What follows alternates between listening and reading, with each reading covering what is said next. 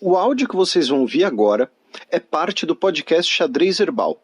Caso vocês queiram ouvir mais sobre esse assunto e outros temas de política internacional, é só ir em xadrezherbal.com. Bem, passemos agora para o cheque, no qual a gente vai tratar do encerramento dos Jogos Olímpicos de Tóquio de 2021, além de dar um giro pela Bacia do Pacífico.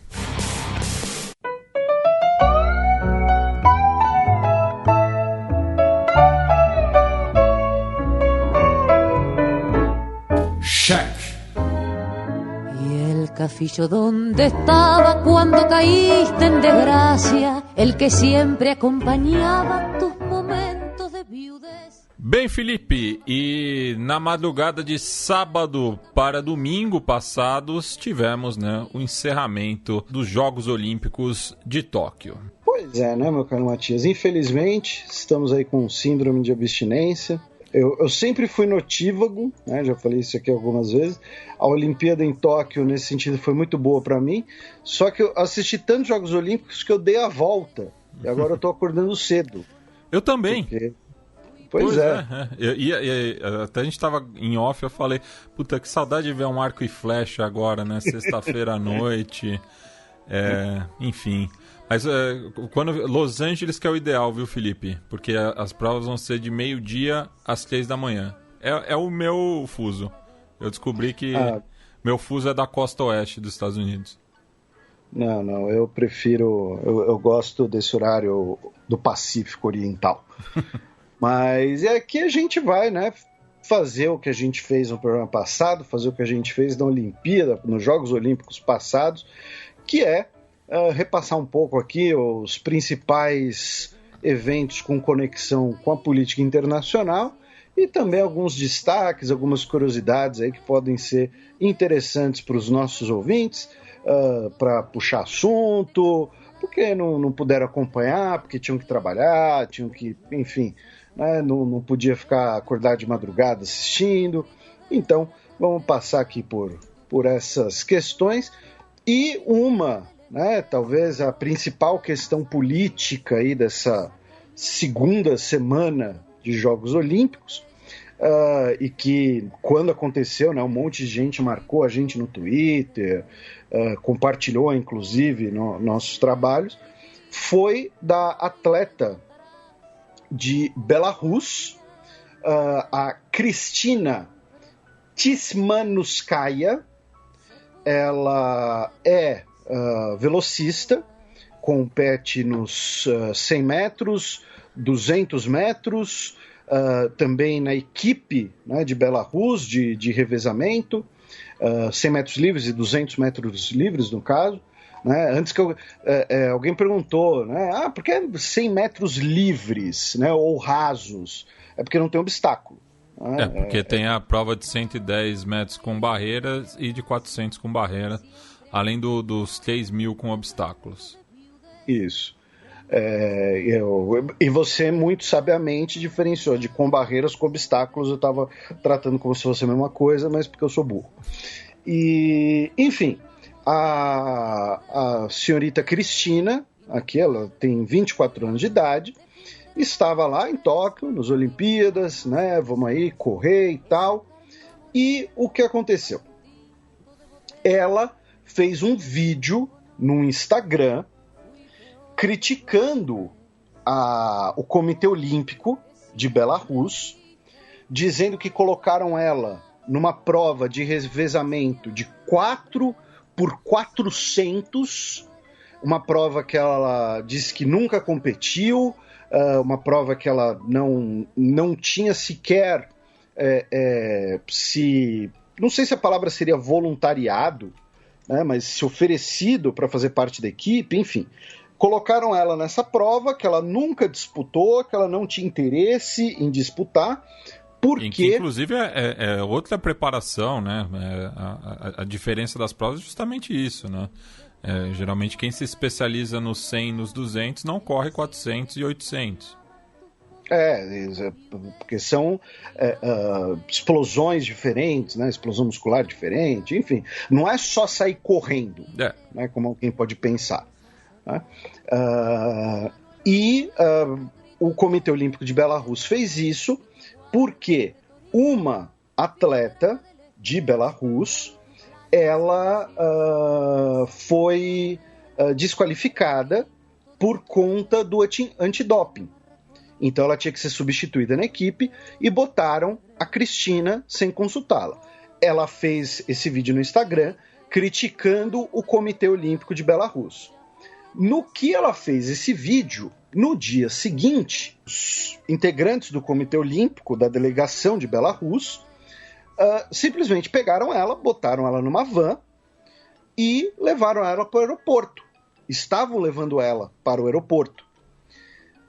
No que ela fez outro vídeo, também no Instagram, descrevendo o que estava ocorrendo, e principalmente ela disse que a avó dela ligou para ela, dizendo que o vídeo que ela fez no Instagram teve uma repercussão muito grande em Belarus, e a avó dela falou para ela não retornar ao país por uma questão de segurança. A Cristina chegou no aeroporto e fez um novo vídeo pedindo ajuda para ela não ser basicamente forçada a embarcar, e ela, eu vou usar uma palavra que tem uma conotação negativa, mas não é bem, eu não quero que tenha essa conotação negativa, mas ela no aeroporto, ela chamou a atenção dos policiais, ela gritou, fez um escândalo, tá? Essa é a palavra, mas não é um escândalo pejorativo, mas enfim, ela chamou a atenção dos policiais. Ela então foi levada em custódia pela polícia japonesa, tá? E ela teve direito ali a se comunicar, e jornalistas foram para o aeroporto depois do segundo vídeo dela, e ela declarou que queria asilo, iria pretender pedir asilo na Áustria, onde ela treinava. No que isso começou a repercutir, é claro, o Comitê Olímpico de Belarus tentou abafar a situação, é claro. Ela, no dia 2 de agosto, recebeu um visto humanitário na embaixada polonesa em Tóquio, e o namorado dela, que também é do atletismo, mas não estava na Olimpíada, foi de Belarus para a Ucrânia assim que o primeiro vídeo dela foi publicado, porque em bom português ele viu que ia dar ruim, ele viu que ia dar problema e foi para a Ucrânia. Ele deu uma declaração dizendo: nós somos apenas atletas, nós não temos ligação com o movimento de oposição, nossa postura não é política, é por uma questão de segurança apenas, palavras dele. Tá? Ou seja, ela reclamou da organização do Comitê Olímpico de Belarus, eu fico com vontade de falar COB, né? Mas aí, ela reclamou do COB. E aí a avó dela falou, se você... Deve ser o BOK, né? Que nem o Rock da Rússia. Pode ser. E aí a avó dela ligou e falou, o pessoal aqui não gostou nada, enfim, pode complicar para você e tal, não volta para casa. E aí ela pegou e pediu asilo na Polônia. O Comitê Olímpico Internacional disse que participou das providências, as autoridades japonesas também disseram que participaram da segurança dela. O ministro de Relações Exteriores do Japão, o Motegi Toshimitsu, disse que o Japão iria garantir a segurança dela. No dia 4 de agosto, ela viajou para Varsóvia, onde ela foi recebida por políticos poloneses, incluindo o vice-primeiro-ministro Piotr Gliński, e também por integrantes da oposição de Belarus que estão exilados na Polônia. E aí é uma questão curiosa. Lembrando que os países bálticos são o principal destino de opositores do regime Lukashenko. Isso, exatamente. Então, assim, essa foi uma questão que acabou pegando um pouco. Por quê? Porque o namorado falou que, olha, nossas atitudes não são políticas nem nada. Ela disse que queria ir para a Áustria, mas, no fim das contas, eles acabaram indo para a Polônia e foram recebidos por integrantes da oposição de Belarus. Então, mesmo que o ato deles original não fosse em relação específica ao Lukashenko, à ditadura do Lukashenko, eles acabaram, no mínimo, sendo, entre aspas, usados pela oposição. Talvez eles tenham ido para a Polônia justamente pelo lobby dessa oposição. A Áustria, eu não sei, tá? Eu estou aqui uma suposição.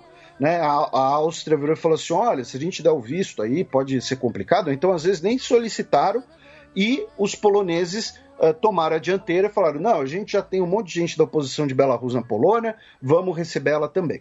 Pode ter isso também. Né? E no dia 4 de agosto, outros 2 atletas de Belarus anunciaram que não iriam retornar para o seu país, iriam pedir refúgio na Alemanha, onde eles treinam. A Yana Maximava, que é heptatleta, ou seja, uma pessoa basicamente que faz tudo, e o Andrei Kravchenka, que é um decatleta, ou seja, ele faz tudo e mais um pouco. E eles anunciaram, então, que iriam pedir asilo na Alemanha. Tá? O presidente do COI, Thomas Bach, disse que a situação da Cristina foi deplorável e injusta. Só para deixar claro, eu estou chamando ela de Cristina não porque eu sou íntimo, mas é porque é mais fácil do que falar o sobrenome dela. E a resposta do governo de Belarus foi que o próprio Lukashenko disse que ele não acreditava que uma jovem e promissora atleta daria aquelas declarações por si, que ela foi manipulada pelos poloneses e também na imprensa em Belarus, na imprensa, né, pró-governo, pró-ditadura, classificaram ela como antipatriótica, porque ela foi treinada, né, pelos cidadãos de Belarus e estava indo para outro país, e também ingrata, tá? Talvez seja uma tradução interessante. Então ela seria ingrata e não patriótica. Tá? Então esse foi o principal episódio. E para mim a questão é o porquê ela foi especificamente para a Polônia.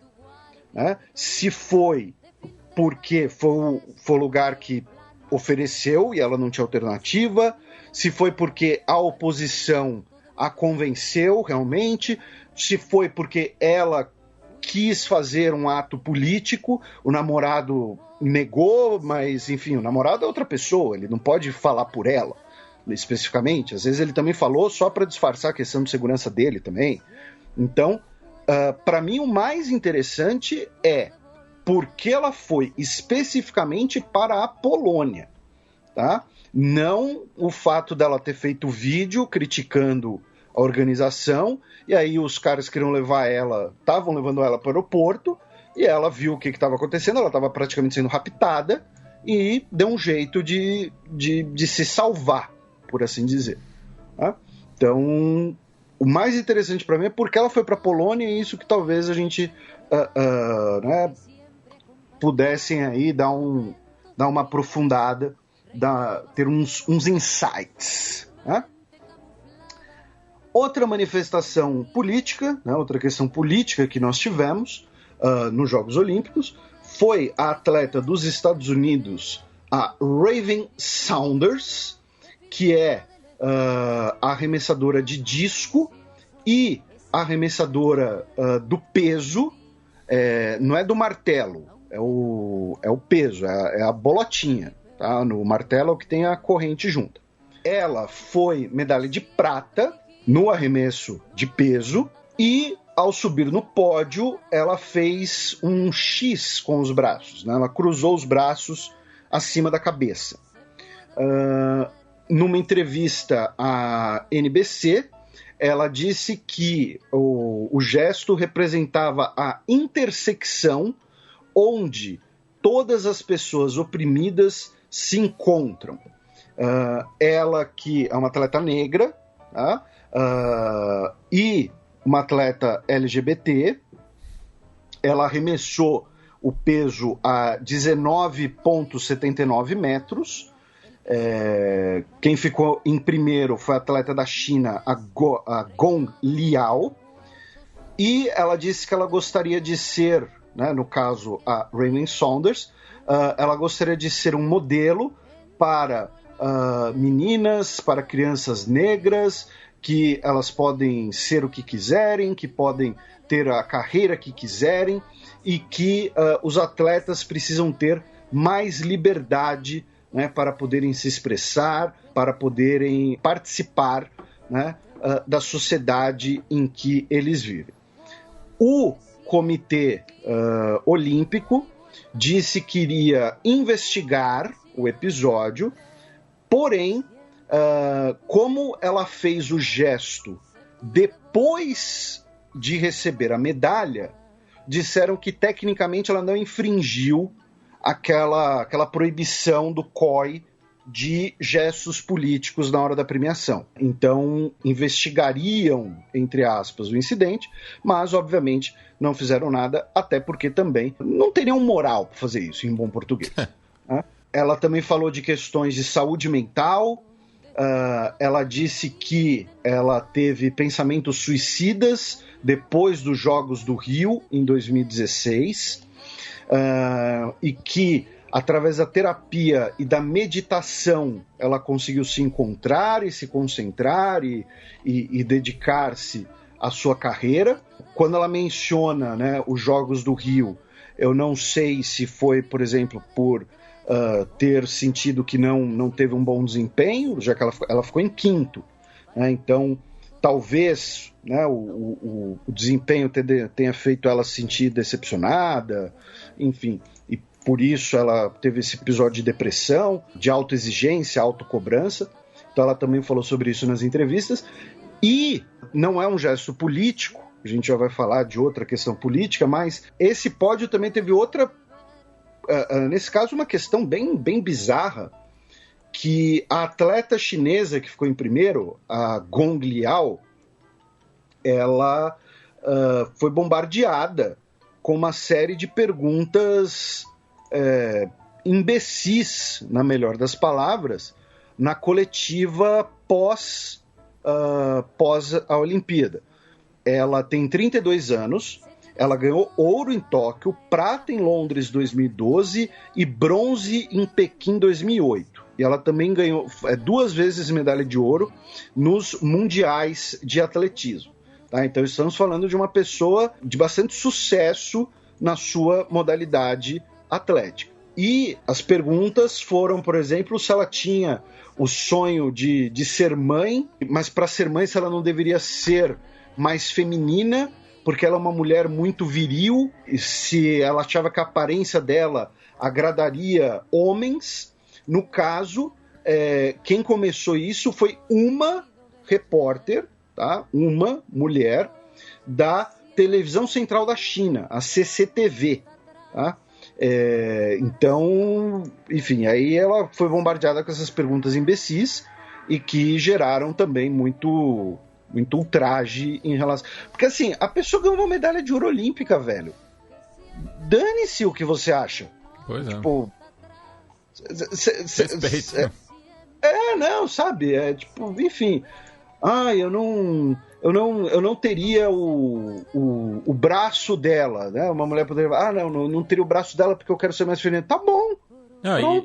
E aliás, uma coisa que também tem que ser pautada é a necessidade da entrevista imediatamente após a prova. Eu acho que em muitos casos acaba sendo constrangedor, principalmente para os atletas que acabam sendo eliminados, enfim.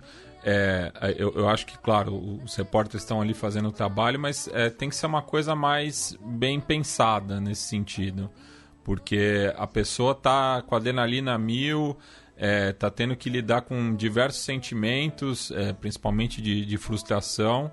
Então, é algo que ficou muito latente nessa edição, até por conta da ausência de público, essa super exposição dos atletas. E o melhor exemplo disso, que até teve, né, brincadeira nessa edição, foi em 2016, aquele Não Tô Felizão do Bruno Fratos. Pois né? é. Porque o cara... Assim, é bizarro, né? Porque assim, ele chegou em sexto na principal prova da categoria dele do mundo, mas ao mesmo tempo ele perdeu, né? Tipo, ele é só, entre aspas, o sexto melhor do mundo, né? E aí você tem que dar entrevista, né? Então, por exemplo, a Maria do judô, cara, era uma sacanagem aquela entrevista, ela chorando em prantos, sacaneada pelo juiz, pelo Everardo do México, nunca vou esquecer o nome desse cara, nunca vou esquecer a cara dele também. Se um dia eu for ao México e encontrar ele na rua, eu vou causar um incidente diplomático. Brasileiro é preso por agredir juiz de judô. Mas é bizarro, isso você tem total razão também. E falando em atletas chinesas, né, nós tivemos as duas ciclistas que venceram a prova de dupla, levaram medalha de ouro, e a Bao Jianzhu e a Zhong Tianxi, elas subiram ao pódio usando broches, né, pins com o perfil do Mao Tse-tung. Tá? E também o Comitê Olímpico Internacional disse que iria averiguar se elas teriam ferido, né, o estatuto da Carta Olímpica, que proíbe, né, tipos de propaganda política, religiosa ou racial, né, durante os Jogos Olímpicos e durante a premiação. E ainda sobre a China, né, tivemos uma outra controvérsia também, né, já que na final de duplas no badminton houve um enfrentamento entre a República Popular da China e, utilizando aqui a nomenclatura do Comitê Olímpico Internacional, de Taipei chinês, com vitória da dupla taiwanesa, né, que acabou vencendo, e foi a segunda medalha de ouro da província rebelde ou da República da China. E o Taiwan ficou em primeiro, né? Isso, vitória de Taiwan nessa prova. E a dupla vencedora foi o Li Yang e o Wang Qilin, que venceram o Li Zhonghui e o Liu Yusheng. E assim, o Comitê Olímpico disse que iria, né, investigar o incidente novamente. E assim, eu duvido muito, mas muito, que eles vão, por exemplo, caçar a medalha por causa disso. Não. Mas o que vai acontecer vai ser uma nota dizendo: foi muito feio, bobo, feio, cara de melão. Estamos de olho. Infringir as regras, então tem que doar uma cesta básica. Entendeu? Vai ser alguma coisa assim. Duvido muito que vão caçar uma medalha de ouro, ainda mais da China. Se fosse uma medalha de ouro do Equador, que ninguém dá bola pro pobre Equador, é a menor audiência dos programas do Fronteiras Invisíveis do futebol, aí podia até ser. Mas nesse caso, não. O Equador, que inclusive teve em relação a medalhas de ouro, teve 100% a mais, né? Tinha conquistado 2 medalhas de ouro em toda a trajetória olímpica e em Tóquio conquistou mais 2. Ninguém segura. E falando, né, em medalhas, em primeiras medalhas, o Catar foi um país que levou as suas 2 primeiras medalhas de ouro. Né? A primeira delas foi no dia 2 de agosto, com o halterofilista Faris Ibrahim Elbak, que foi o ouro na categoria homem 96 quilos. Ele que tem 1,78 de altura, 96 quilos e é halterofilista. Então, assim, o cara é uma massa muscular ambulante, né? E levou o ouro na categoria dele. E também, e aí um episódio que muita gente deve ter visto, né? O atleta do atletismo qatari, o Mutaz Barshin, ele ganhou a medalha de ouro no salto em altura, que foi dividida, né, com o saltador italiano Gianmarco Tamberi, que eles são amigos, inclusive, né? Eles ambos saltaram 2,37 m.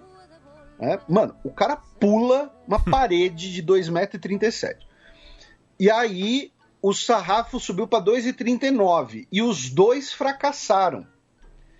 As regras, né, obrigavam eles a ter um desempate, até um conseguir pular. Porém, eles, usando lá uma brecha no regulamento, uma novidade no regulamento, na verdade, decidiram dividir a medalha de ouro. Até porque estavam extenuados, né? Já tinham atingido o seu limite físico mesmo. E daí, dividindo opiniões, né? E com perdão do trocadilho, eu acho que foi o melhor a ser feito mesmo. Porque eles podiam ter alguma lesão, enfim. Estavam realmente no limite. E aí não teve prata. Né? Teve 2 medalhas de ouro e uma medalha de bronze. E foram executados os 2 hinos, né? E foi a primeira vez na história dos Jogos Olímpicos modernos que teve essa divisão de ouros. Já tinha acontecido, se eu não me engano, de prata, mas em ouro foi a primeira vez. E é o que você falou, os dois deviam estar exaustos, aí eles tentaram uma vez o desempate, aí um olhou pra cara do outro e falou, mano, vamos dividir o negócio e descansar? Não, eu acho que não teve nem a tentativa. Tipo, Não, eles tentaram um desempate, que foi de 2,39. Não, de 2,39 eles queimaram todos os saltos. Não chegou a baixar o sarrafo, eu digo. Ah, tá, entendi o que você quer dizer. Tá. Aí, Burkina Faso conseguiu, né, conquistou a sua primeira medalha olímpica da história. O Hugues Fabrice Zango, no salto triplo, levou o bronze. Tá? Como, né, falamos aí, primeira medalha olímpica da história de Burkina Faso. O ouro ficou com Pedro Pichardo, um português de origem cubana. E que inclusive deu muita polêmica em Portugal, né, por uma visão racista e xenófoba, né, que das 4 medalhas que o país conquistou, 3 foram para atletas de origem estrangeira. Inclusive a gente falou no programa passado, né, do judoca, que mandou um beijo. E o judoca, no caso, era um atleta negro, inclusive, também. Não sei se de origem estrangeira, mas... Agora, o mais curioso dessa prova... primeiro, parabéns para Burkina Faso, sua primeira medalha, mas o português, ele botou meio metro na frente do chinês, que foi em segundo, e do Hugues Zango. Meio metro. O cara tem mola na sola do pé. O que pegou, o atleta do judô, por exemplo, a família é de São Tomé e Príncipe. Ele é nascido em Portugal, mas a família é são tomense, e a terceira medalha, né, que foi a prata no salto triplo feminino, é de uma atleta de origem angolana, né, família de origem angolana.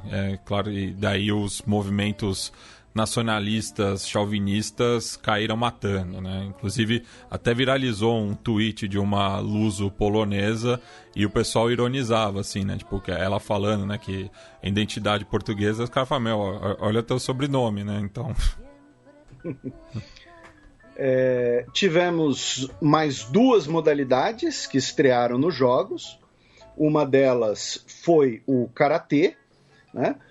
O Karatê que distribuiu 32 medalhas, porque assim como no judô, cada classe, cada naipe, né, você tem 2 medalhas de bronze, E aí você tinha a modalidade com contato, dividida em 3 pesos, e o kata, que é É uma rotina. O pessoal do karatê vai ficar bravo comigo, mas é uma coreografia. Mas é uma coreografia de uma luta.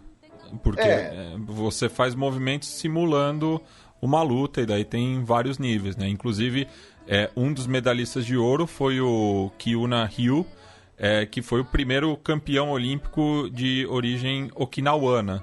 Só que antes dele, outro atleta de Okinawa, o Yabiku Shohei, havia conquistado a medalha de bronze na luta greco-romana, a categoria até 77 quilos, né? Então, e fica aqui o agradecimento ao Guilherme Goya, nosso ouvinte Otinanchu, que estava fazendo aí o lobby dos seus paisanos. O kata é o seguinte, é quando o ator faz os movimentos ao som de Glory of Love e serve de montagem de treinamento no Karate Kid, entendeu? Aquilo lá que é o kata. E é tão introjetado, eu cheguei até a faixa vermelha, né, segura, que eu ainda lembro dos movimentos dos primeiros katas. E o Japão foi o país que ficou, entre aspas, em primeiro no Karatê, com 1 ouro, 1 prata e 1 bronze. Porém, o Karatê foi bastante democrático, tá? Distribuiu aí medalhas, tivemos medalhistas de vários países. Inclusive teve a polêmica luta, né, na final, agora não lembro qual foi a categoria, entre um saudita, mais de 75 quilos. Um saudita e um iraniano, no qual o saudita foi eliminado por uso de força excessiva. Mas convenhamos, eu não vi nada demais naquele chute. Eu não... Já diria Glória Pires, eu não tenho como opinar, mas assim, ele não foi desclassificado, né? Ele perdeu a final, mas ele ganhou a prata. Sim, ele perdeu essa luta por uso excessivo da força. E daí o atleta iraniano que teve que ser atendido medicamente foi o campeão. Pois tava lá o Mohammed bin Salman na beira lá, falando, bica ele! Dá um chute na cara dele. Strike first, strike hard. Príncipe, eu vou ser desclassificado. Tudo bem, eu pago depois. Sem piedade. Deve ter sido isso. E com isso, a Arábia Saudita, acho que foi a única medalha que ela conquistou, foi essa prata. E também tivemos a estreia da escalada, que distribuiu 6 medalhas para 5 comitês olímpicos. No caso, no masculino, quem ficou com ouro foi o Alberto Ginés Lopes, da Espanha, e no feminino, quem ficou com ouro foi a Janja Grnbert, da Eslovênia. Tá? Então, foram aí estreantes nos Jogos Olímpicos e levaram os primeiros ouros da história da modalidade. Passando aqui rapidamente por alguns recordes e tal, né, meu caro Matias, só para situar o nosso ouvinte, mas alguns que eu acho mais interessantes, pensando nos atletas, né, não recordes de modalidades, mas tivemos a saltadora venezuelana Ulimar Rojas vencendo a medalha de ouro no salto triplo e, mais do que o ouro, ela quebrou o recorde mundial, que o recorde da modalidade dela, claro, né, que já durava desde a década de 1970, né, algo assim. Não, foi 25 anos. 25 anos. 25 anos foi em 96. Detalhe que a atleta é mais nova do que o recorde. Então ela quebrou um recorde que era mais velho do que ela, e igualou, né, a participação da Venezuela em medalhas de ouro junto a 3 outras Olimpíadas, 68, 92 e 2012. Aí tivemos as americanas, as estadunidenses, Sue Bird e Diana Taurasi, conquistando a 5ª medalha de ouro seguida delas, né, da modalidade do time no basquete. No basquete feminino foi o 7º ouro seguido dos Estados Unidos, e no caso delas duas, o 5º ouro seguido, as duas únicas atletas dessa modalidade com todas essas medalhas no peito. E a Diana Taurasi, cuja mãe é torcedora do Rosário Central. Como você sabe disso? Que tem um vídeo dela que viralizou, ela falando espanhol e alentando. Que viralizou, só você viu isso? Não, foi... Na comunidade do basquete esse vídeo é conhecido. Também tivemos o cubano Mijaín López vencendo a 4ª medalha de ouro seguida na luta olímpica, ou luta greco-romana, na categoria até 130 quilos. E assim, eu sei que vai ter ouvinte que vai querer encher nosso saco, achando que é comunismo, porque é Cuba, alguma coisa assim. Mas eu achei essa notícia muito bizarra. Por quê? Porque o cara... Eu não entendo nada de luta greco-romana, tá? De wrestling, não entendo absolutamente nada, não acompanhei, não conheço as regras, mas é assim, o cara ganhou a 4ª medalha de ouro olímpica seguida. E nessa edição ele não cedeu nenhum ponto.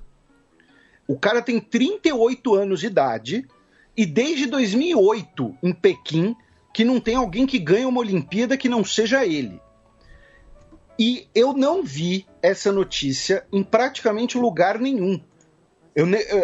Isso iria passar batido pelo programa, talvez, se não fosse, no caso, o Opera Mundi, que é um site de política internacional com uma política editorial de esquerda, explícita, isso muito clara, e eles foram o único lugar que eu vi mencionar esse recorde. Eu cheguei a ver na televisão, não lembro agora o canal especificamente, mas não com grande destaque. Estava ali num compilado, vamos dizer assim.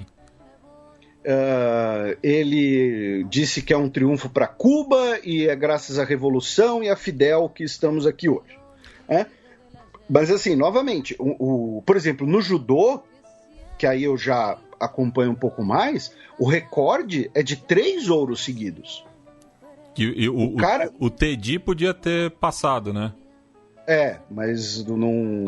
Acabou só levou o bronze. Só levou o bronze e, coincidentemente, ele trocou de clube entre os Jogos do Rio e de Tóquio, ele foi pro PSG.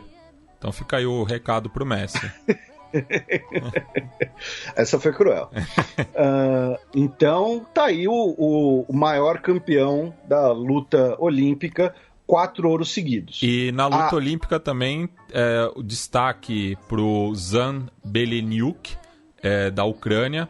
Ele que havia sido medalha de prata no Rio de Janeiro, na categoria até 85 quilos, e foi medalha de ouro em Tóquio, na categoria até 87 quilos. Mas nesse meio tempo, ele também foi eleito para o parlamento ucraniano, pelo partido do Zelensky, e é o primeiro parlamentar negro da história da Ucrânia, já que o pai dele era ruandês e acabou falecendo na Guerra Civil de Ruanda, quando o Zan tinha 3 anos, né? E a mãe dele é ucraniana.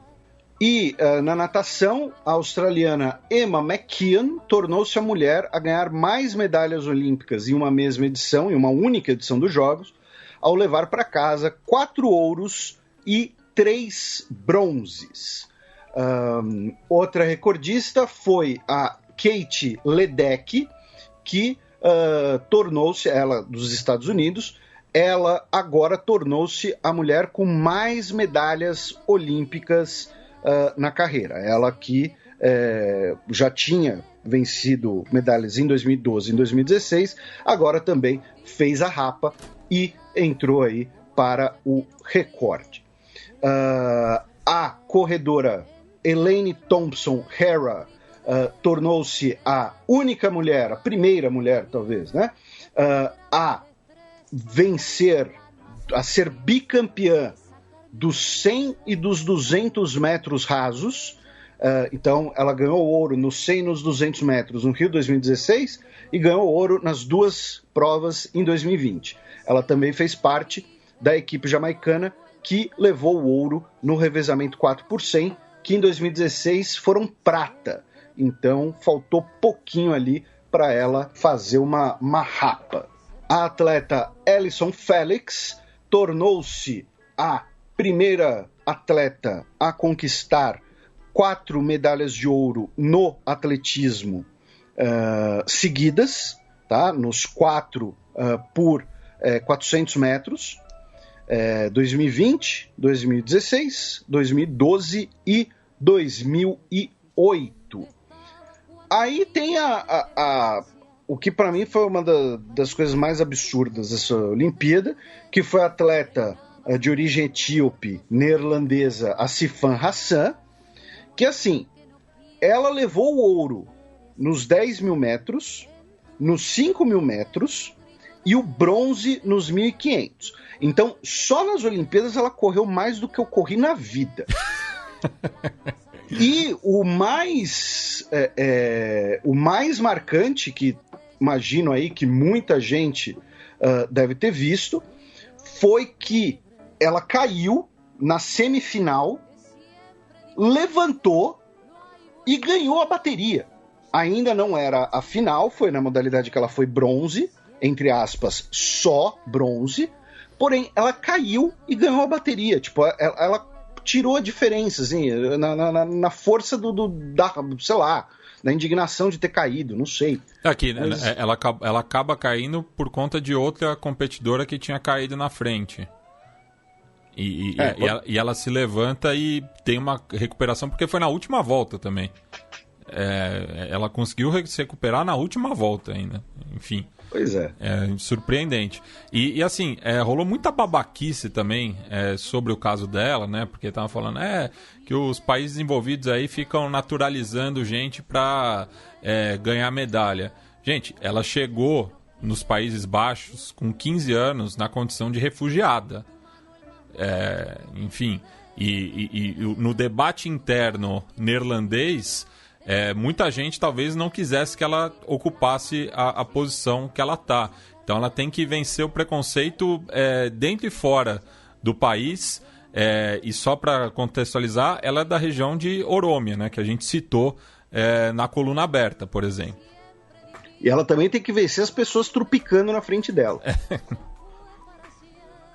O atleta Jason Kenny, nome mais genérico anglófono possível, tornou-se o atleta britânico com mais medalhas e o ciclista com mais medalhas também totais. Ele que tem aí no total 7 ouros e 2 pratas. Agora, em Tóquio 2020, ele ganhou 1 ouro e 1 prata.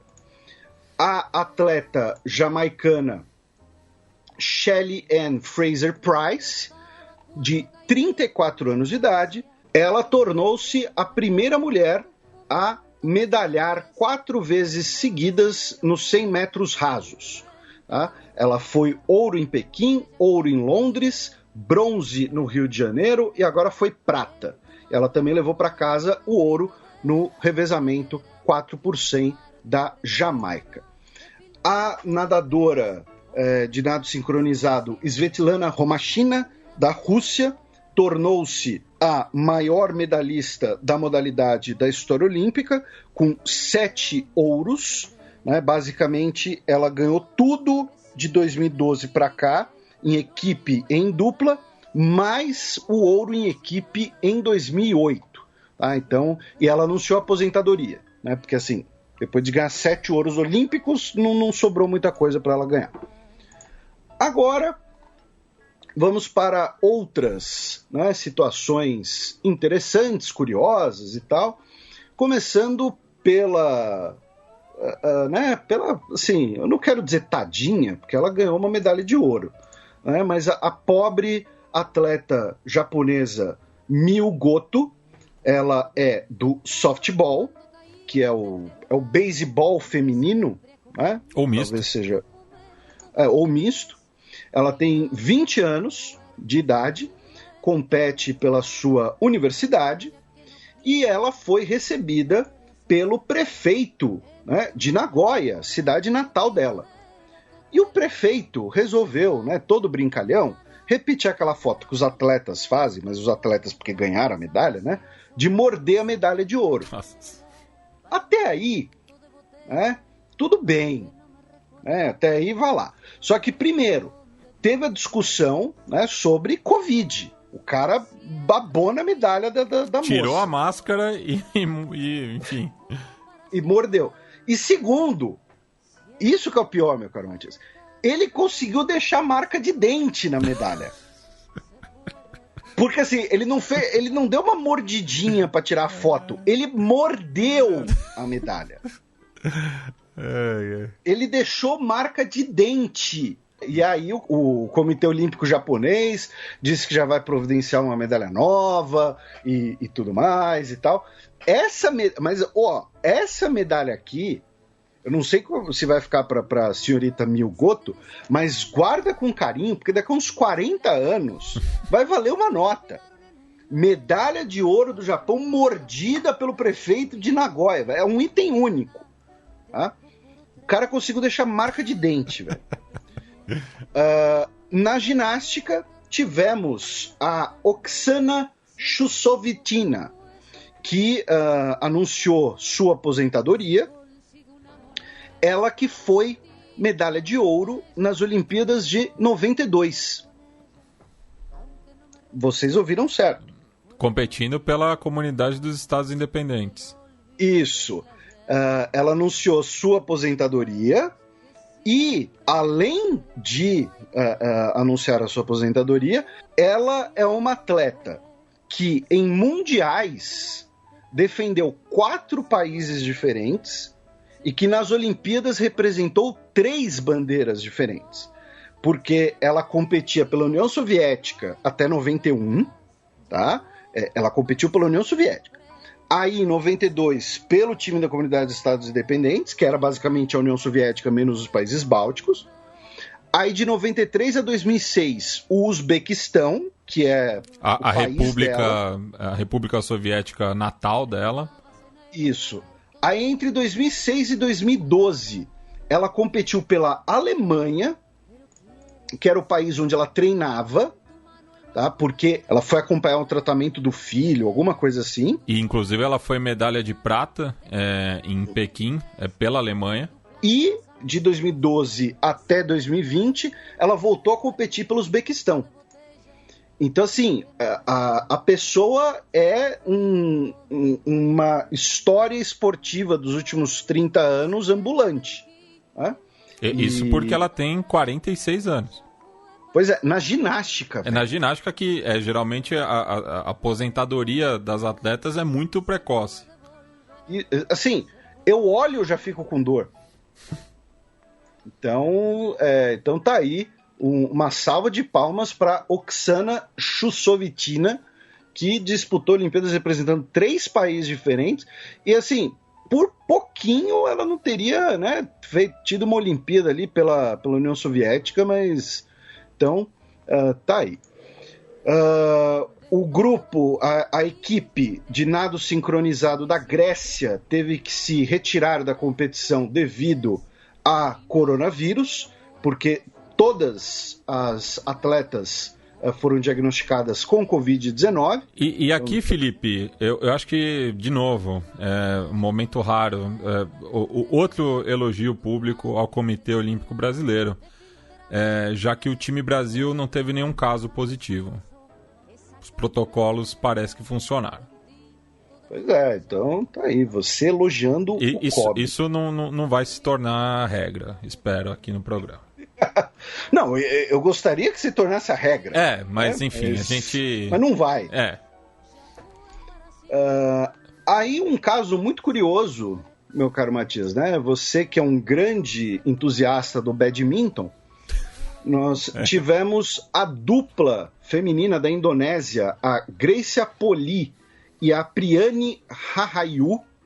Elas venceram, né, a medalha de ouro na dupla feminina e com isso a Indonésia se tornou o segundo país na história a ter medalhas de ouro em todas as 5 categorias do badminton. Atrás apenas a China, que antes havia conseguido isso, e elas derrotaram a dupla chinesa na final.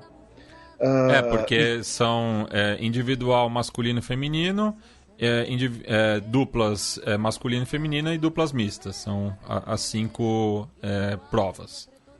Exato. E agora, com isso, o governo vai dar 5 bilhões de rúpias a cada uma.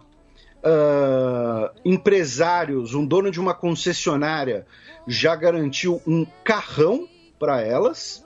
O influencer, youtuber indonésio Arif Muhammad, que tem mais de 2 milhões e meio de seguidores no Instagram, disse que vai dar como se fosse um food truck para elas. Também o vice-prefeito da cidade natal delas disse que vai dar um sítio para a família da Grécia, que é da cidade natal dessa atleta especificamente.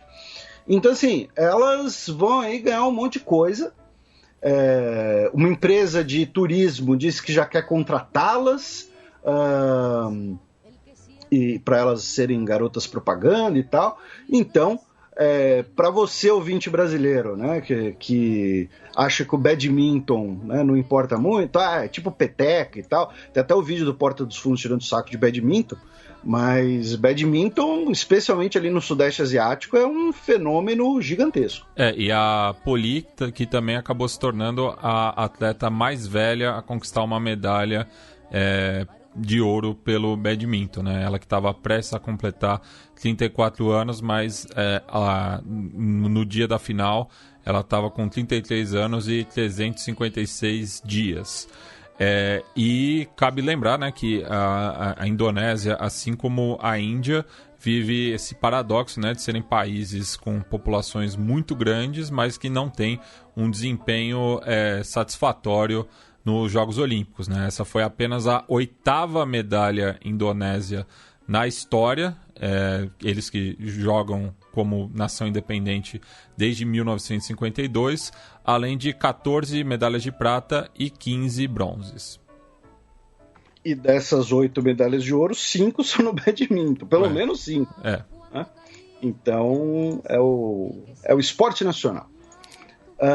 O Ed Alvarez, atleta dos Estados Unidos, de origem Felipe, cubana. As 8 medalhas de ouro são no badminton.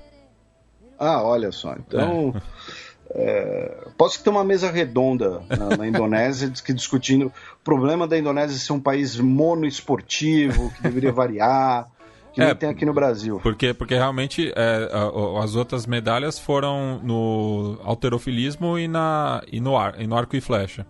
Aí, outra situação curiosa é o Ed Alvarez, ele que foi medalha de prata no beisebol, agora, pela seleção dos Estados Unidos, com o detalhe que ele também foi medalhista no patins no gelo, em Sochi, em 2014, e é jogador profissional de beisebol do Miami Marlins. Do sistema de farming, né? Ele joga nas minor leagues. Então, mas ele já jogou na Major League. Ele jogou na temporada passada justamente por conta da pandemia, né? Que os elencos rodaram mais. Mas que, assim, ele não tinha, vamos dizer, nível para Major League. Então, mas aos 31 anos de idade, ele se tornou o primeiro atleta olímpico a ter medalhas tanto na Olimpíada de Verão quanto na Olimpíada de Inverno e ser um profissional do beisebol. Tá. Porque ele é o 6º atleta e 3º estadunidense a conseguir medalhas nas 2 edições dos Jogos. Mas não jogaram na MLB. Os outros não. Mas o Jim Thorpe jogou na MLB. Que inclusive... mas o Jim Thorpe... O que ele não jogou, né? Então, era assim... Para o nosso ouvinte que não conhece, Jim Thorpe é uma lenda do esporte dos Estados Unidos, porque ele é do tempo de 1900, 1910, antes da Primeira Guerra Mundial, e ele jogava todos os esportes do mundo, e ele jogava beisebol, jogava futebol americano, jogava basquete, atletismo, e todos bem. levantamento de peso, tênis de mesa, atirava em pato, enfim, ele fazia tudo. Claro que colaborava o fato de que os esportes ainda não eram muito especializados na época, né? Mas assim, então o Jim Thorpe não conta. E ele ganhou justamente 2 medalhas de ouro nas edições de 1912 em Estocolmo, no pentatlo clássico e no decathlon, né? Justamente porque ele era muito versátil. E depois ele acaba perdendo essas medalhas até por uma questão racista, né? Já que ele era nativo americano, nasceu numa reserva indígena em Oklahoma, porque acusaram ele de receber para atuar. Aí agora eu não lembro se foi no futebol americano ou no beisebol, né? Ainda estava aquela discussão do profissionalismo marrom, enfim. Então ele acabou tendo que devolver as medalhas e acho que depois de morto a família recebeu de volta. E assim, só de curiosidade, assim, eu entrei na fonte mais óbvia sobre ele, que é o perfil dele na Wikipedia, e aí você vai descendo, tem assim, o retrospecto dele como jogador profissional de futebol americano, aí o retrospecto olímpico dele, aí o retrospecto dele como profissional de beisebol, aí o retrospecto dele como jogador de basquete, aí tem foto dele como treinador do atletismo da faculdade indiana. Então assim, o cara fazia absolutamente tudo. Treinador de futebol americano também. Pois então é apelão, né? E a primeira vez que eu ouvi falar do Jim Thorpe foi no Manual dos Jogos Olímpicos do Pateta. Tem um capítulo sobre ele.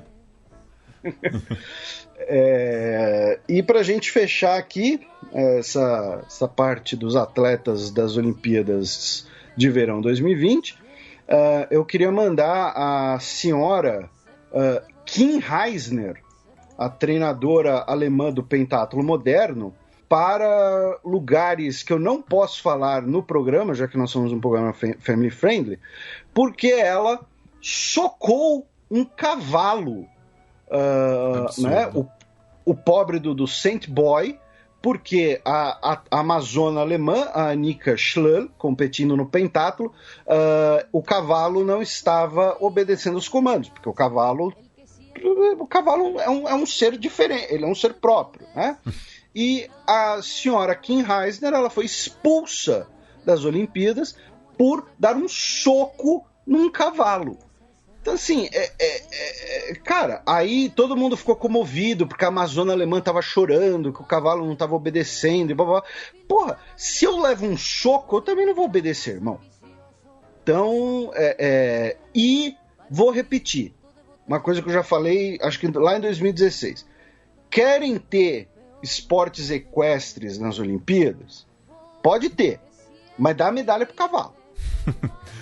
Citando o falha de cobertura, né? O hipismo é uma modalidade onde o cavalo carrega uma mochila nas costas e a mochila acaba recebendo a medalha. Pois é, por aí mesmo. Lembrando que agora, no dia 24 de agosto, teremos a abertura dos Jogos Paralímpicos de Tóquio, tá? Normalmente, né, o prazo entre o fim dos Jogos Olímpicos e o início dos Jogos Paralímpicos eram um pouco mais eram mais curtos, mas acredito eu que por conta, né, da Covid, de necessidade de manutenção, de limpeza e tal, esse prazo acabou sendo um pouco maior, então apenas o dia 24 de agosto que teremos a abertura dos Jogos Paralímpicos de Tóquio. Tá?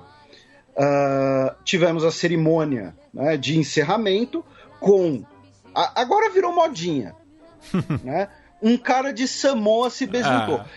Eu digo um cara de Samoa, eu não vou nem chamar ele de besuntadão, porque eu juro pra você, era um cara normal. Era um tio. Não era tipo um atleta, entendeu? Não. Era um tio que falou: quer saber, vamos me besuntar também. Tô na zoeira. Então, virou modinha, tá? O besuntadão de Tonga, que é o dono dos nossos corações. O besuntadão de Vanuatu é meu novo melhor amigo. É o sidekick, entendeu? É o Robin. E o de Samoa é só um copião. É o Pateta. Tivemos também, né, a transferência da bandeira olímpica para a prefeita de Paris, que vai receber, né, os Jogos Olímpicos de 2024. E como alguém postou no Twitter e muita gente marcou a gente, a pira olímpica de Paris vai ser um Peugeot.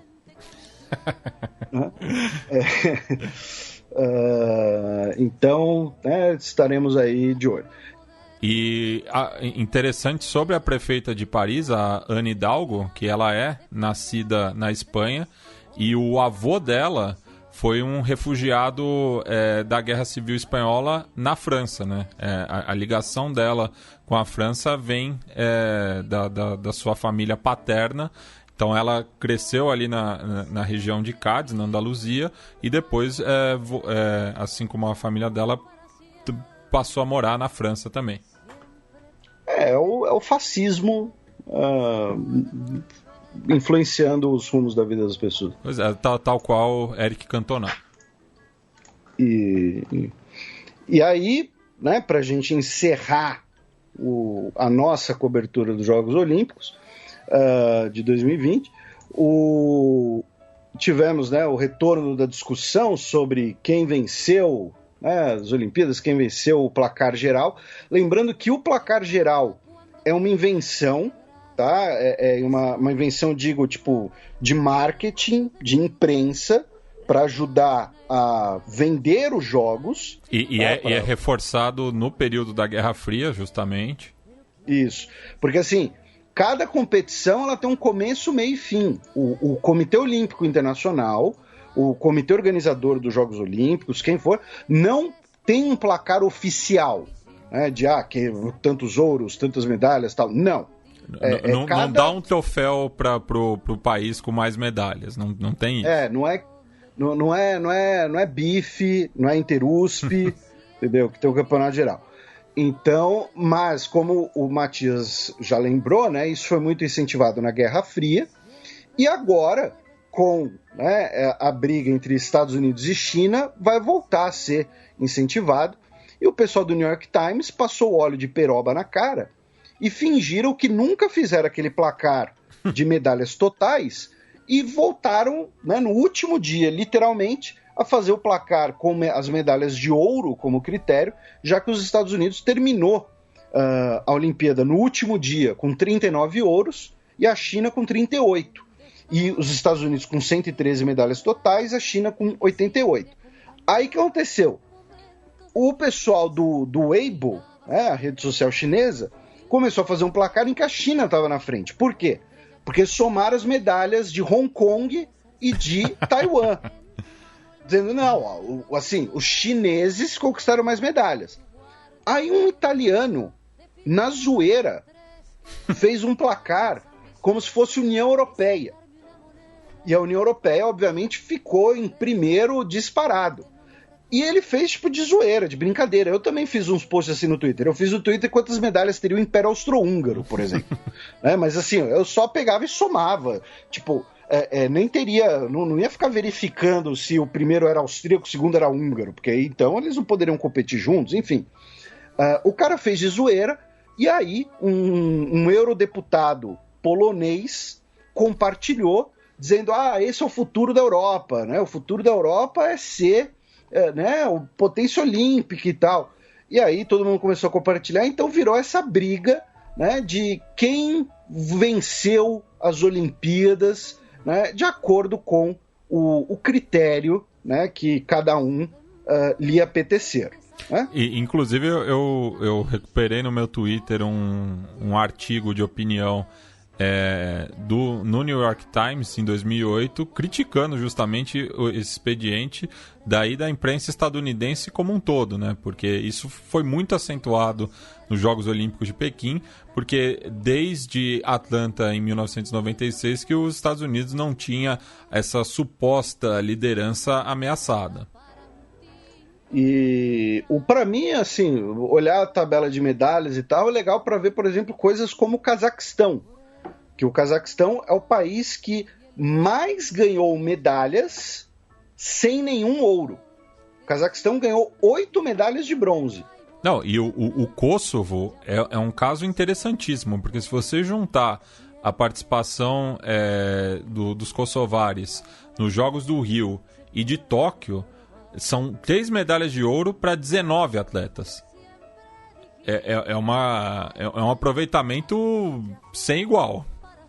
É um sucesso sérvio muito grande.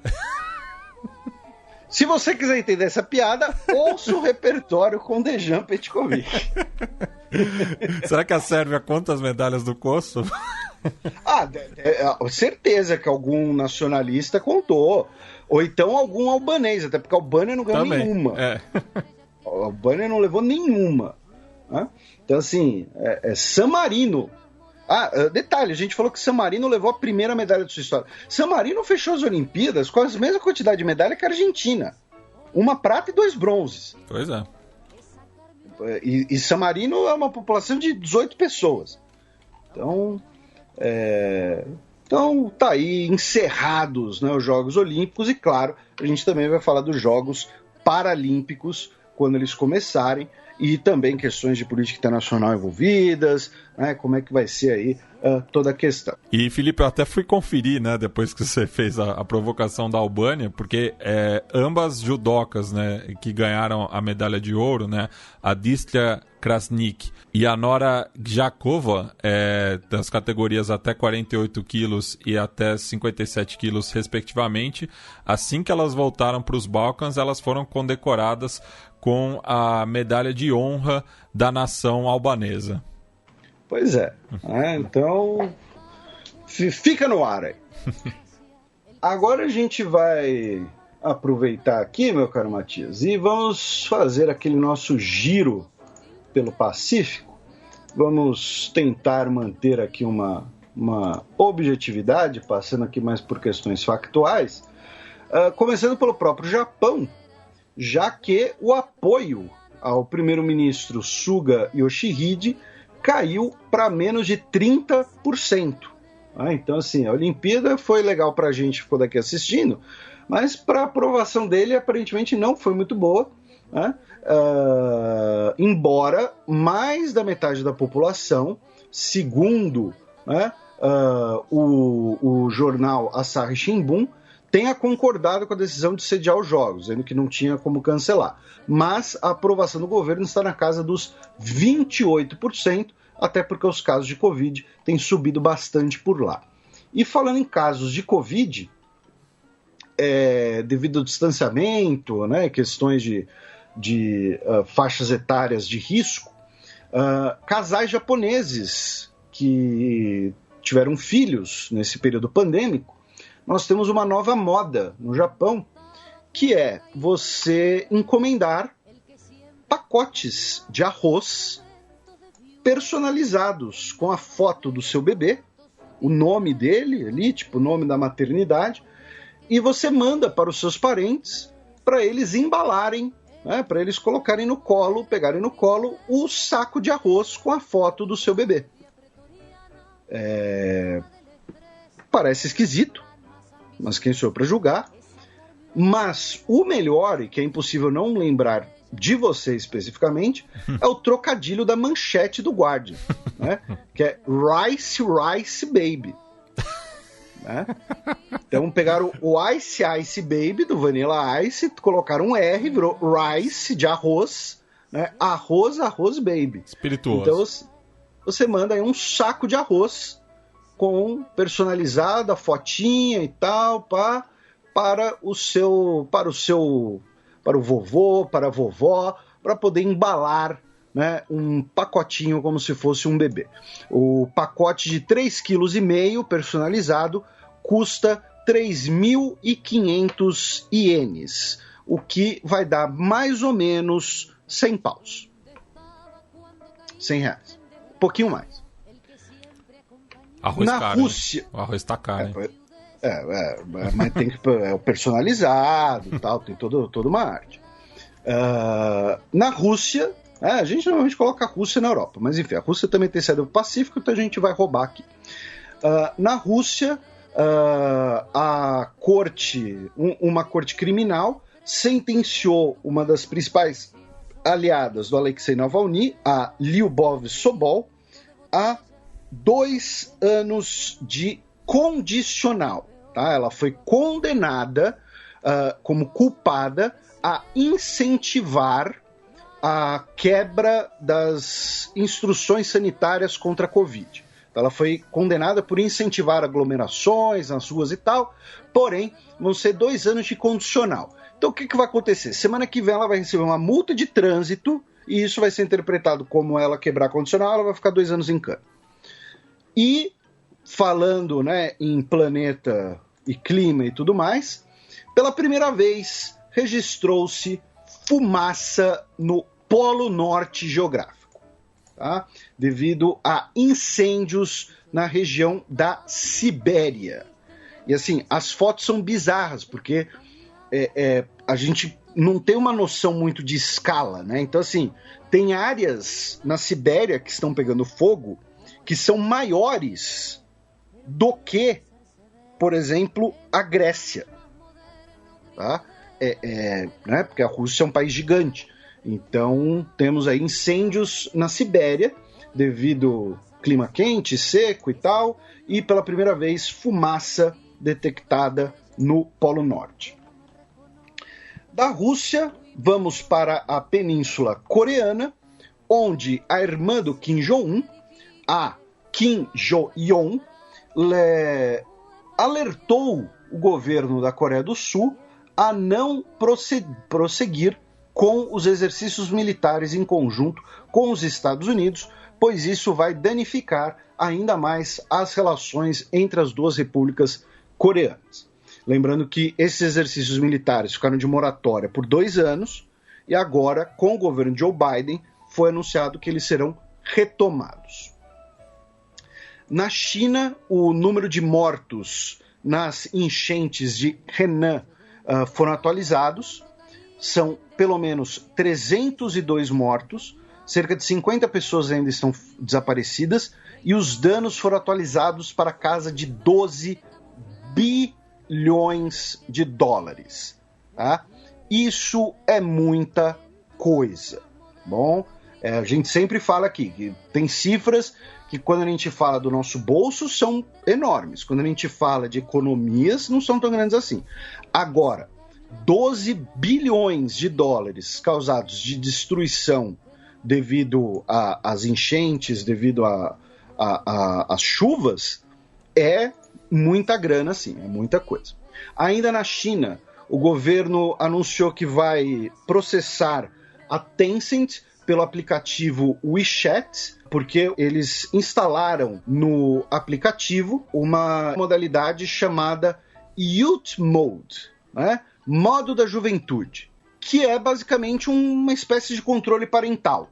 Então, você limita o acesso a pagamentos, para evitar aquelas notícias tipo, criança pega o celular da mãe e gasta $6.000 no iTunes.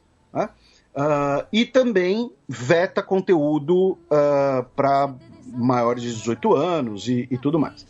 Porém, segundo o governo chinês, o Youth Mode do WeChat ainda viola as leis para a proteção de menores de idade, pois permite acessos a conversas inapropriadas e, enfim. Então, o governo chinês aí, lembrando que o governo chinês está numa ofensiva como um todo contra as gigantes de tecnologia chinesas para evitar que surjam, né, monopólios estilo Facebook na China. Né?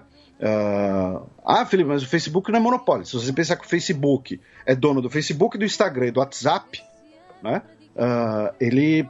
O senhor Mark Zuckerberg controla boa parte do tempo que os nossos ouvintes passam nas internet. Então, o governo chinês tem feito ofensivas, tem tomado ações duras, inclusive, contra AliExpress, contra Tencent, enfim. A China convocou o embaixador da Lituânia, por conta da abertura daquele escritório de Taiwan, né, na Lituânia, que a gente comentou na semana passada. E aí, meu caro Matias, temos duas notícias, né, que vão gerar mais repercussão aí nas próximas semanas. Que, primeiro, a China condenou o canadense Michael Spavor a 11 anos de cana por espionagem e condenou... A gente repercutiu bastante esse caso há 3 anos atrás, né? Isso, quando ele foi detido, supostamente em represália pela detenção da Meng Wanzhou, a senhora Huawei, no Canadá. E também o canadense Robert Schlemberg teve a sua última apelação rejeitada. Ele foi condenado à morte por tráfico de drogas. O governo canadense, via tanto o Justin Trudeau quanto a sua embaixada na China, disse que são duas sentenças políticas feitas para tentarem intimidar o Canadá e que são injustas e violações dos direitos dos cidadãos canadenses. Então, resta saber se a China vai seguir adiante com as sentenças, especialmente a sentença capital, né? Na Nova Zelândia, o governo de Jacinda Swalinda Ardern pediu desculpas pelos Dawn Raids que ocorriam na década de 1970.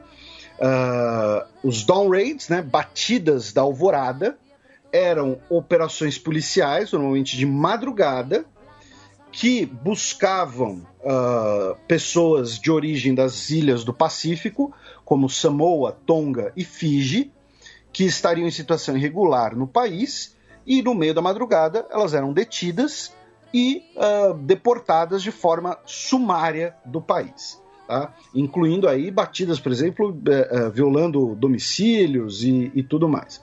Então, ela pediu desculpas numa cerimônia samoana tradicional e, inclusive, estava presente a nova primeira-ministra de Samoa, né, que a gente falou várias vezes da crise que estava rolando, né? Então ela fez esse pedido oficial de desculpas. Falando em Ilhas do Pacífico, tivemos a realização, né, aí da 50ª sessão do Fórum das Ilhas do Pacífico, com a presença virtual, né, dos líderes das Ilhas Cook, Fiji, Nauru, Tonga, Samoa, Austrália, Nova Zelândia e também uma participação do Joe Biden, né, com os Estados Unidos ali como observador. E lembrando que no Fórum das Ilhas do Pacífico nós temos uma crise atual, que é o fato de que a Micronésia, né, Nauru, Kiribati e as Ilhas Marshall declararam que iriam sair do fórum em solidariedade a Palau por não estarem, segundo a acusação de Palau, né, não respeitarem o revezamento de grupos para ocupar a Secretaria-Geral. Esses países ainda não oficializaram sua saída, ainda tem lá um prazo, e a intervenção do Joe Biden foi pedindo, inclusive, que a Federação da Micronésia revise a sua decisão. Lembrando que a Federação da Micronésia, ela usando aqui uma analogia, não é um termo do direito, né, precisamente, ela é praticamente um protetorado dos Estados Unidos. Né? Era parte, né, era administrada pelos Estados Unidos via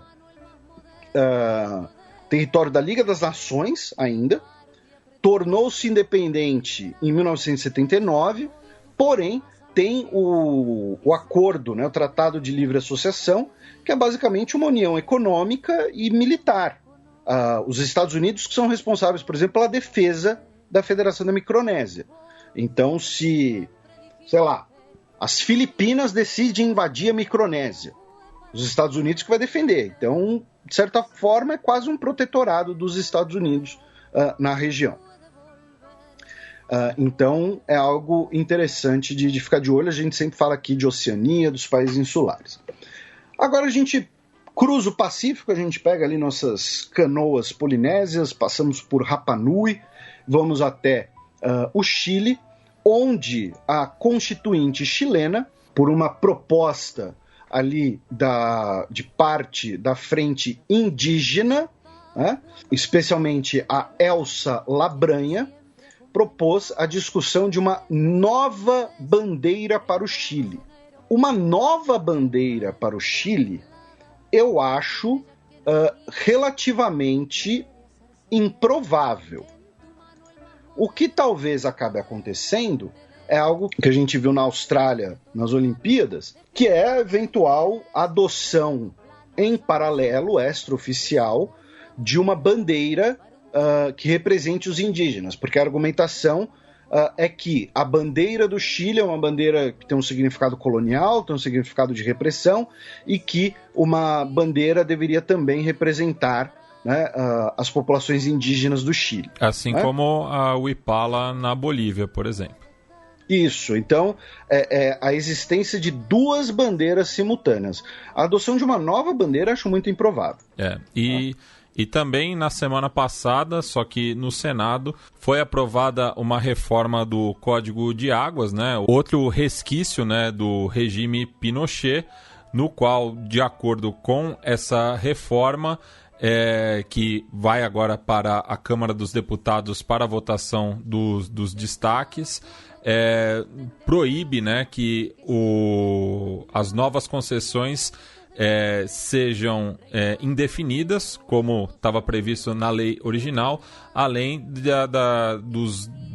de proibir, né, que as águas dos glaciares e de reservas indígenas sejam negociadas, né, como vem acontecendo ali desde os anos 70.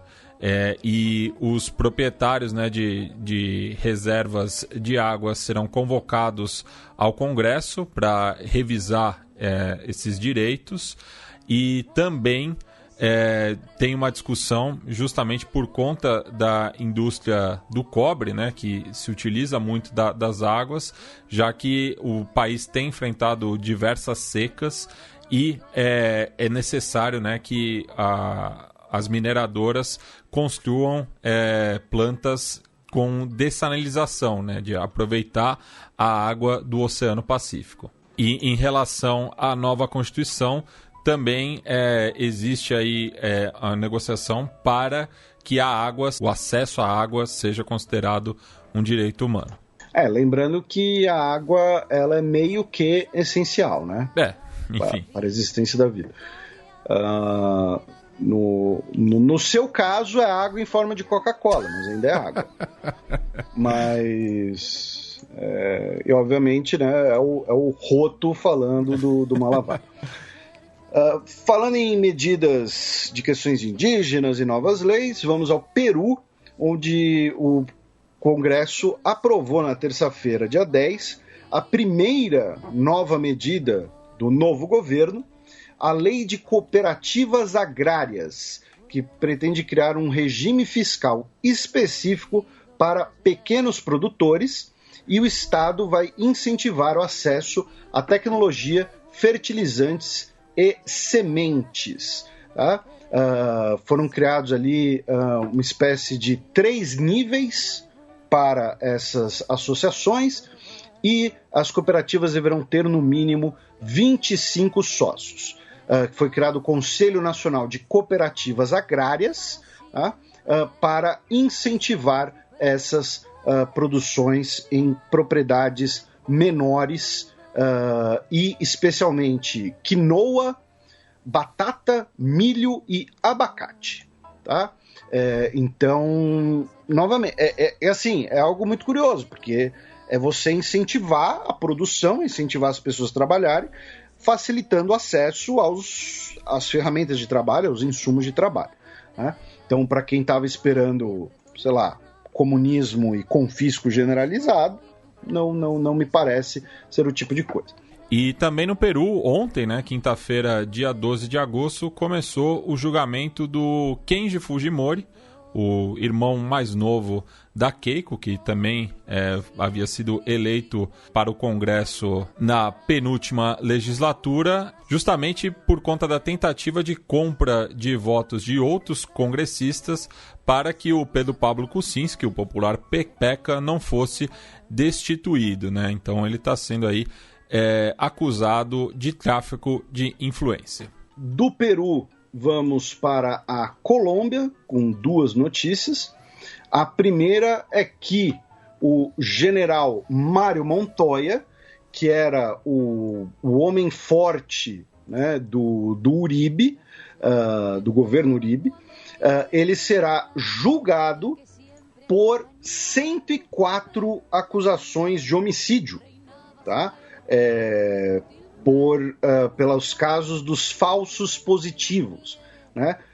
Recapitulando, né, o que eram os falsos positivos. Os falsos positivos foram uma consequência da política adotada pelo governo Uribe, que era de incentivar, dar bônus, incentivos financeiros para soldados ou unidades militares que cumprissem, atingissem metas de guerrilheiros mortos.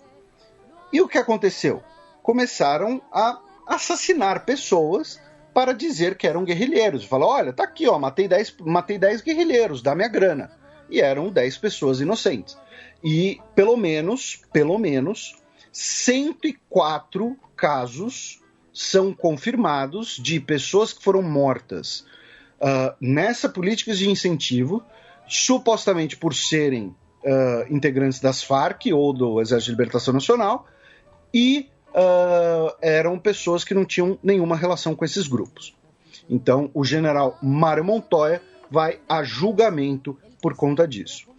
E também o tribunal, né, a Jurisdição Especial para a Paz, que é como se fosse a Comissão da Verdade, Comissão de Reconciliação, né, estabelecida pelo Acordo de Paz entre o governo colombiano e as Farc em 2016, soltou um relatório sobre o estado das investigações, das conversas e tal, e declararam que 18.667 crianças foram sujeitas a se juntarem às Farc.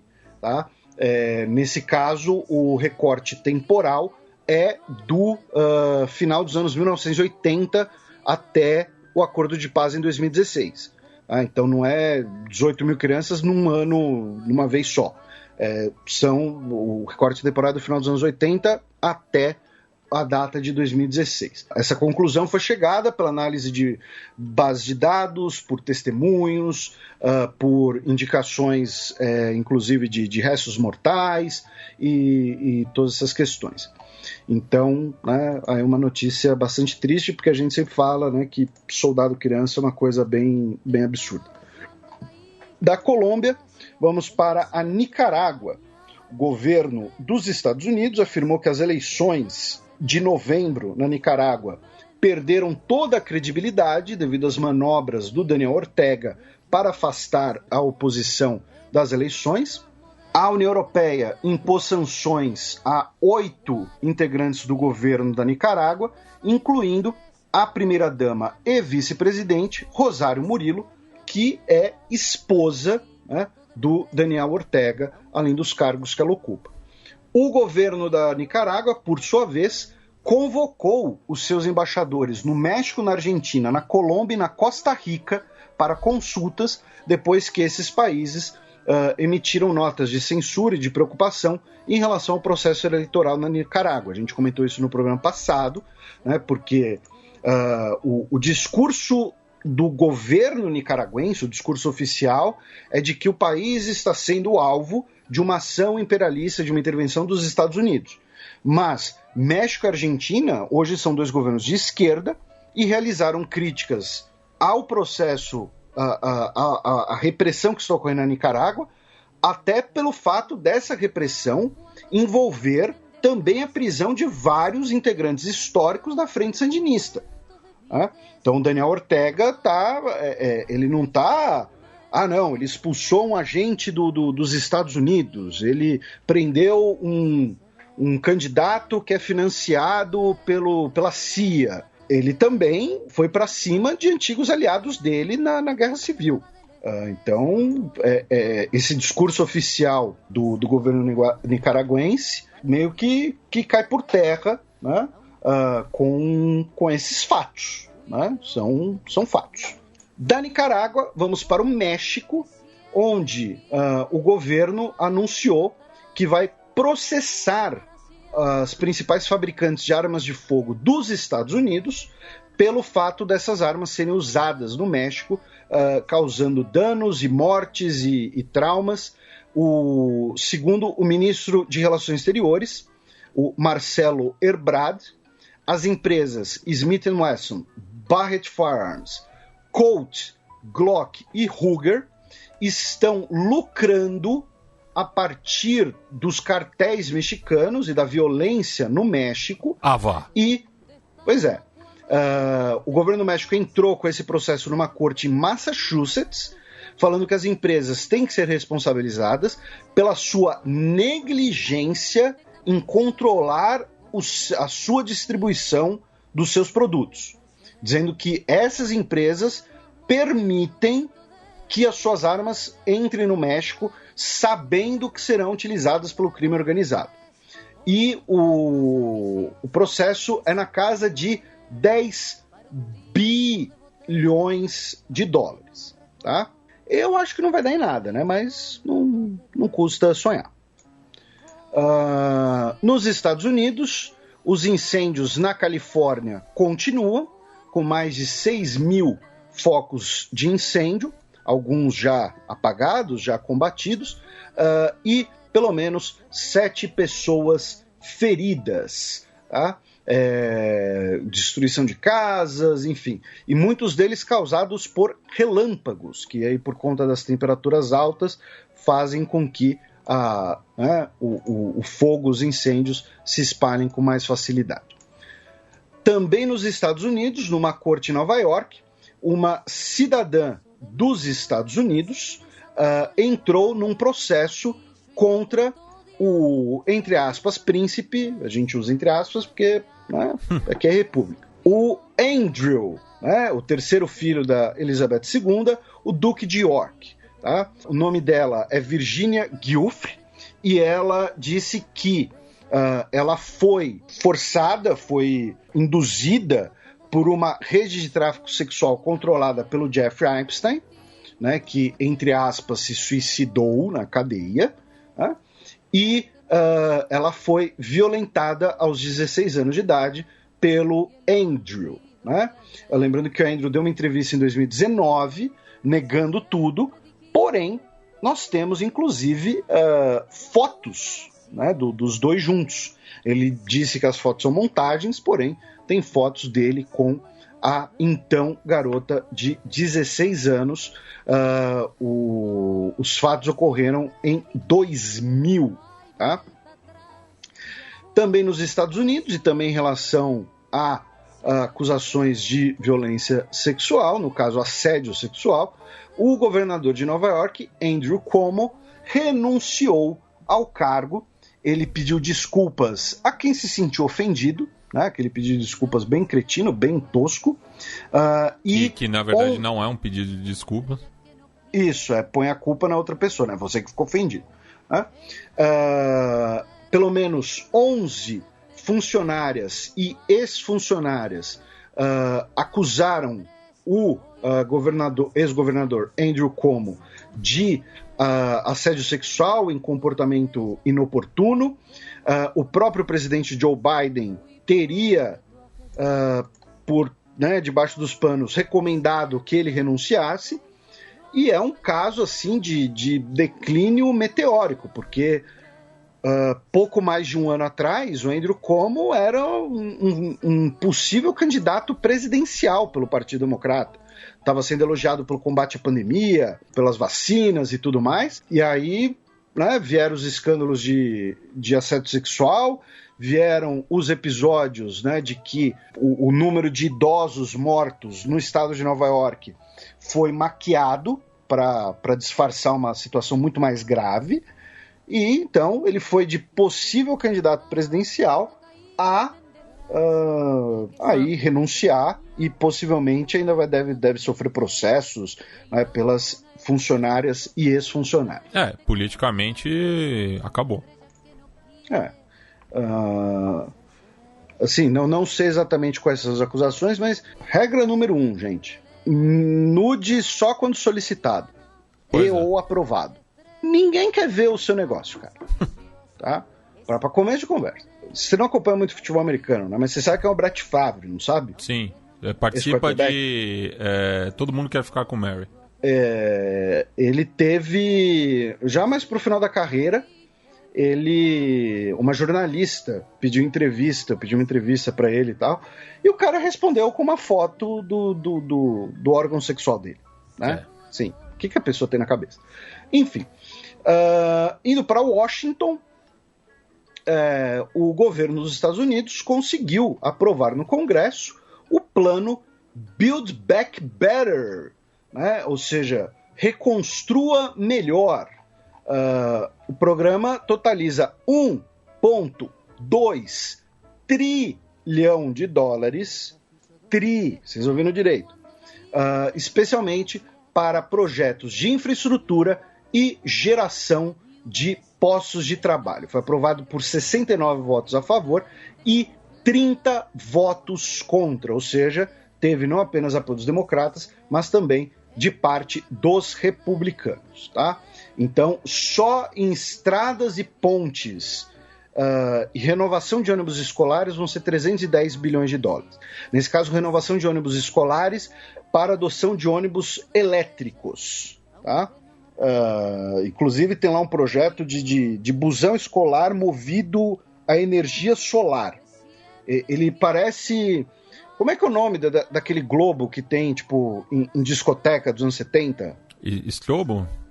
Isso! Ele parece um estrobo com rodas. Porque é um monte de painel solar e aí vão encher o estrobo de crianças e elas vão para a escola. Não sei se vai dar certo. O YouTube suspendeu o congressista, né, o senador Rand Paul, por 7 dias, por postar um vídeo dizendo que máscaras não são eficientes contra a Covid, e ele reclamou de censura, óbvio.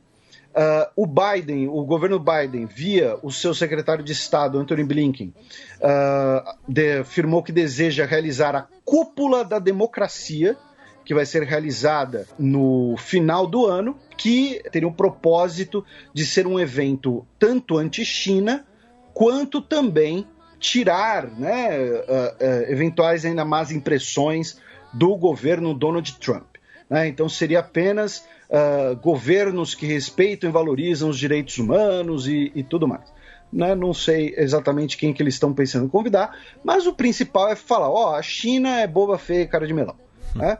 Então é uma espécie de G20 menos Arábia Saudita, menos China. Não sei se o Brasil vai ser convidado ou não sei, né? Finalmente, nos Estados Unidos, no Texas, a Assembleia Legislativa autorizou operações policiais e eventuais prisões de membros ausentes da Assembleia Legislativa. Por quê? Né? A gente até comentou isso, acho que uns 2 meses atrás. O Legislativo do Texas, que é controlado pelos republicanos, está com projetos que vão restringir, dificultar o acesso ao voto, que nem aconteceu na Geórgia. Os democratas do Texas, eles estão constantemente se ausentando das sessões. Por quê? Porque aí ela não tem quórum e eles não conseguem votar o negócio. Porque os democratas não vão ter número suficiente para barrar. Mas se eles não vão, não tem quórum, e aí não consegue aprovar a tal da reforma eleitoral. E aí agora os republicanos conseguiram aprovar que, caso eles faltem, eles podem ser alvo de mandado de prisão. Surreal. Sim, surreal. Né? Tem coisas que só o Texas faz por você. E para a gente encerrar, a gente cruza, né, a fronteira ao norte com 3 notícias do Canadá. Primeiro, pela primeira vez foi celebrado o 1º de agosto como feriado, o Dia da Emancipação, que é o dia em que a escravidão foi abolida no Império Britânico. Segundo, o governo do Canadá anunciou que vai nomear uma pessoa de nível de gabinete para cooperar e coordenar os esforços com as nações indígenas para a localização de restos mortais de crianças indígenas, sepultamentos dignos e eventuais indenizações também. Tá? O governo canadense teria alocado cerca de 240 milhões de dólares canadenses para ajudar nessas operações e também apoiar famílias com famílias sobreviventes. E, finalmente, o tipo de notícia que a gente esperaria que viesse justamente do Texas ou da Flórida, né? Mas o que aconteceu? Um camarada, né, estava pilotando o seu helicóptero. Mas calma aí, em qual província do Canadá? Porque Alberta é o Texas canadense. Isso aconteceu na cidadezinha de Teesdale, que fica na província de Saskatchewan. É ali que é do bem lado. No miolo. Saskatchewan é a província vizinha de Alberta, né? Então seria tipo o Oklahoma. Enfim, fica bem no miolo ali. E aí o que aconteceu? Um camarada estava no seu helicóptero. Ele tem 34 anos de idade, não foi revelado seu nome, ele tem brevet de piloto de helicóptero, tá? E o helicóptero não era dele, era de como se fosse um aeroclube, né? E ele estava lá praticando. E aí o que aconteceu? O camarada sem nome, ele falou, poxa, sabe o que cairia bem? Um bolo de sorvete. E aí ele pegou e pousou num estacionamento nessa cidadezinha de Teesdale, foi até a loja, a boleira, a Dairy Queen, comprou o seu bolo de sorvete, entrou no helicóptero e decolou.